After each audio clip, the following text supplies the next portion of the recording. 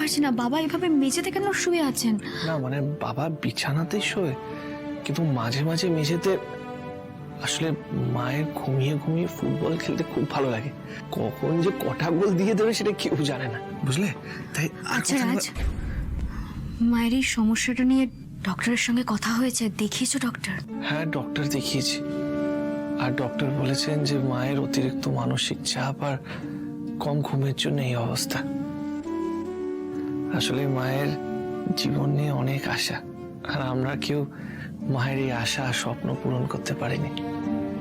আস্তে আস্তে এই আশা স্বপ্ন বেড়েছে আর মায়ের এই অবস্থা হয়ে গেছে।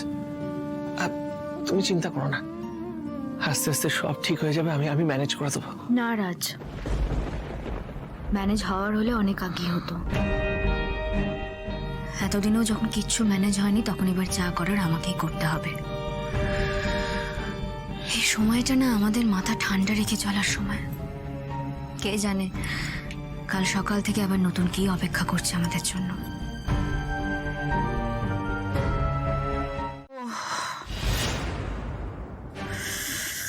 মাথাটা কি ধরেছে। আচ্ছা শোন না, বলছি কাল রাতে কি কিছু হয়েছিল রে?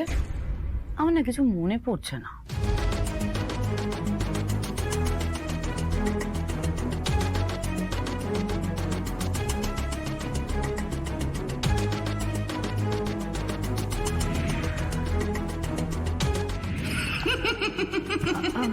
আমি কিছু বুঝতে এই দাদা আমি কিছু বুঝতে পারছি না, এটা কি করে সম্ভব? মার মুখ থেকে মদের গন্ধ। কি ব্যাপার, তোরা এভাবে একে অপরের দিকে তাকাচ্ছিস কেন?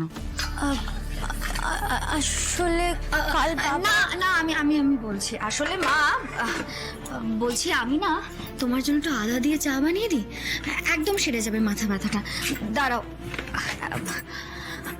আসলে কি হয়েছে বলো তো, কাল রাতে না তোমার হাসতে হাসতেই মাথা ঘুরে গেছিল, এত হাসছিলে তুমি। কি কি বললি? আমার হাসতে হাসতে মাথা ঘুরে গেছিল?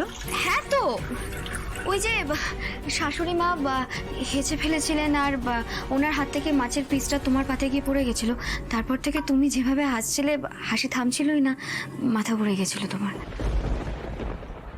এ বাবা, এই ব্যাপার নিয়ে আমার এতটা হাসা ঠিক হয়নি। এমন ছেড়ে দে মা, কেঁদে বাঁচি অবস্থা করাবো না এতে। আমার ছেলের বউকে আমার বাড়িতে পাঠাতে বাধ্য হবে। কলতালে কাপড় কাচা এরা কেউ দেখেনি তো, এবার দেখবে কাপড় কাচা কাকে বলে। বাবা, এখনকার মেয়ে বউগুলো ঘাড় উঁচু উঁচু করে কোথায় যাচ্ছে কে জানে। বাবা রে, কলটা কি শক্ত।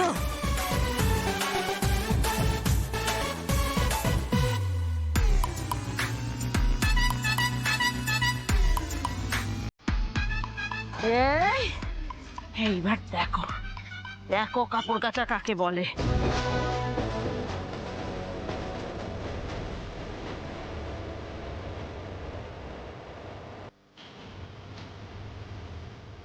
কে উনি?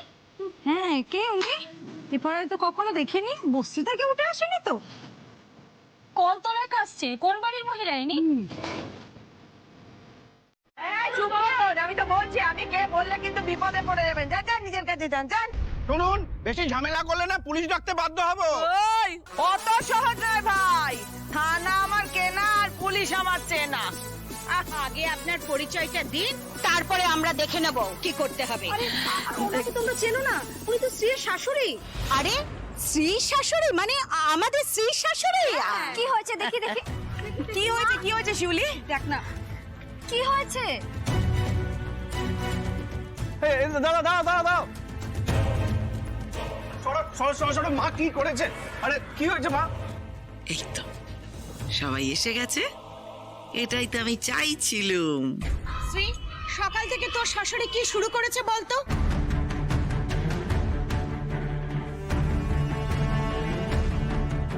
পরমাদি, আপনার বেয়ান তখন থেকে অসভ্যতাম করে যাচ্ছে। দেখুন, সারা মুখে চোখে আমার সাবানের জল ছিটিয়ে দিয়েছে।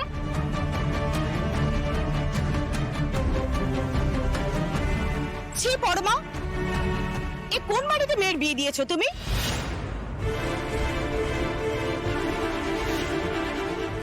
না না বলছিলাম আমি ম্যানেজ করছি। মা চলো, মা চলো, আমি ম্যানেজ। কি ম্যানেজ করবে তুমি? দেখতে পাচ্ছ তো তোমার মায়ের জন্য আমাদেরকে কত কথা শুনতে হচ্ছে।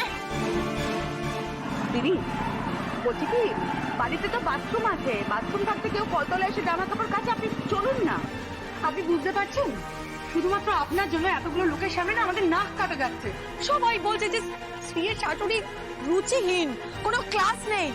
আচ্ছা কল তোলাতে কে জামা কাপড় কাছে, হ্যাঁ বলুন?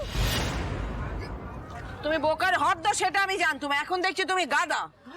আহ, আরে বাবা, কাপড় কাচার জন্য কি চাই? এই দেখো, জল চাই। জল কোথায় পাওয়া যায়? কলতলায় পাওয়া যায়। হিসেব তো বরাবর হয়ে গেল। কি যাতা বলছো তুমি? এক একটা জায়গাতে এক একটা নিয়ম, সেটা তোমায় মানতে হবে। উনি কোনো কথাই শুনতে চাইছেন না, তখন থেকে মুখে মুখে তর্ক করছেন। দেখুন আমি তো সবটাই শুনলাম। আমার কি মনে হয় জানেন তো, আমার মনে হয় আপনাদেরও না কোথাও একটা বোঝার ভুল হচ্ছে। না, না, না, আপনি দাঁড়ান, আমি একটু সবাইকে একটা কথা বলে নিই। আসলে আমার শ্বশুর বাড়িতে না সবাই এখনো অবধি কলপারে এসেই কাপড় কাচে, আর সেই অভ্যেসের জন্যই উনি এখানে এসে পড়েছেন। আমি কিন্তু এর মধ্যে অন্যায় কিছু দেখছি না।